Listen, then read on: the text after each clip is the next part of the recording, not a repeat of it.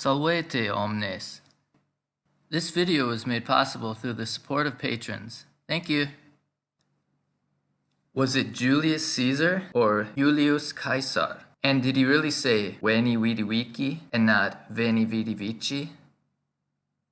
How can anyone really know? In this video, we'll look at how scholars figured out how Classical Latin sounded. By Classical Latin, what is meant is the Latin spoken by the upper classes and the educated, which was used in literature and public speeches during the period of around 100 BCE to 200 CE. There were, of course, regional dialects that differed, and simply put, no one knows exactly how Classical Latin was pronounced, because there are obviously no sound recordings from that time. So no one knows how quickly it was spoken. But scholars have been able to reconstruct much of the pronunciation using various clues, but even this reconstruction is somewhat controversial, as we'll see near the end. One really useful clue is the adoption of Latin words into other languages. How do we know this word Caesar was pronounced Caesar with a hard k and not Caesar like we say in English? One source of evidence for this is that in ancient Greek and Gothic, the word was written like this. As you can see, there's a K at the beginning, which we know was a K sound in these languages. By analyzing Latin words that other languages adopted, scholars were able to gather indications of how certain letters were pronounced. Even English can give us a clue because the word wine came from the Latin vinum, and wall came from the Latin vallum. But as you can see with these words, sound changes can occur, so we can't rely on one word as our only source of evidence. Misspellings. One of the reasons scholars have been able to reconstruct Latin pronunciation is because the Romans wrote so extensively on misspellings and errors in pronunciation. One huge source of spelling errors is the Appendix Probi, which includes a list of common spelling errors like these shown here. What do spelling errors reveal? If two letters are often mixed up, it's a good bet that they sounded similar. And if two letters are never interchanged, they most likely sounded different.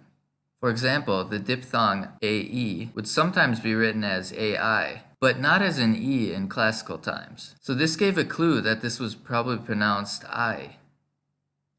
And as we have seen in this list, certain words were getting spelled without their H, which indicates that maybe the H was being dropped in everyday speech. But the strict grammarians wanted to cling to their classical pronunciation, in which the H made a sound. Latin spelling is phonetic. Latin did not inherit its spelling from any earlier language, so it is a phonetic alphabet. The grammarian Julius Longus confirmed this, saying, "Ita sane se habet non numquam forma enuntiandi, ut litterae in ipsa scriptione positiae non audiantur enuntiatae." The situation is that there is never a form of enunciation, so that the letters placed in the text are not heard when enunciated. In the following sentence, he also revealed that there was elision in words ending with an M. When a word terminating in M is followed by a word beginning with a vowel, that M was omitted. Quintilian wrote that it was barely pronounced, but Julius Longus, who lived later, claimed it was completely gone, saying, "Sic enum cum dicitur, illum ego, et omnium optimum, illum et omnium, aeque M terminat, nec tamen in apparet." Roughly translated, this is, for when illum ego and omnium optimum is said, although illum and omnium terminate in M, it doesn't appear in them. And actually there is evidence of this literally carved in stone because there are inscriptions containing the word scriptus, which is the elided form of scriptum est.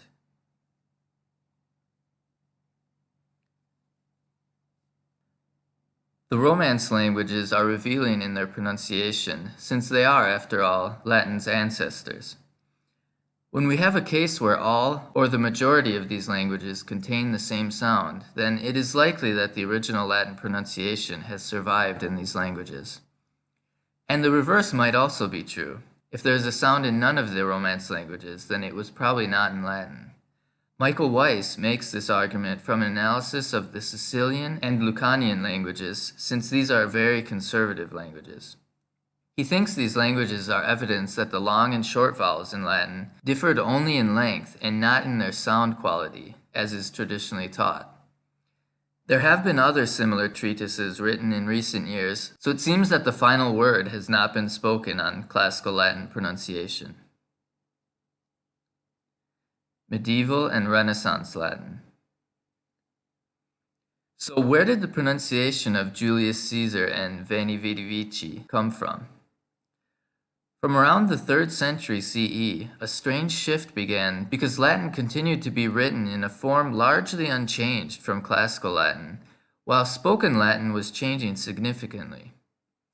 And Latin continued to be used as the primary written language throughout the Middle Ages in Western Europe, particularly among scholars and scientists.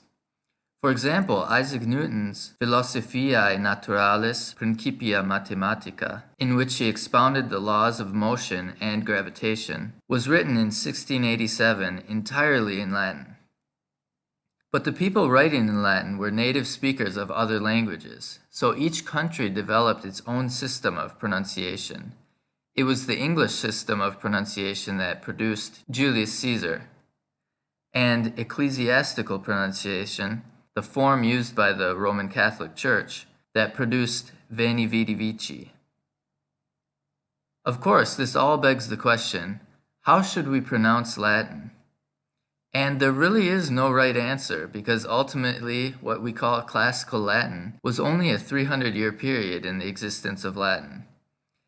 As a Latin learner, you could choose whichever pronunciation system you would like to speak with, but it probably makes the most sense to learn the same pronunciation system as that of the people you want to speak with, if that is your goal. If you'd like to dive much deeper into the subject of reconstructing Latin pronunciation, check out Sidney Allen's Vox Latina, a guide to the pronunciation of classical Latin. It is a clearly written and very thorough book, providing evidence from inscriptions, linguistics, and statements by grammarians. But it does not require prior knowledge of linguistics, so it's not a terribly difficult read. Check it out if you can. And be sure to check out my video on how Latin became the Romance languages, linked here. And if you'd like to learn Latin, this playlist contains an easy introduction to the language through comprehensible input. Gracias!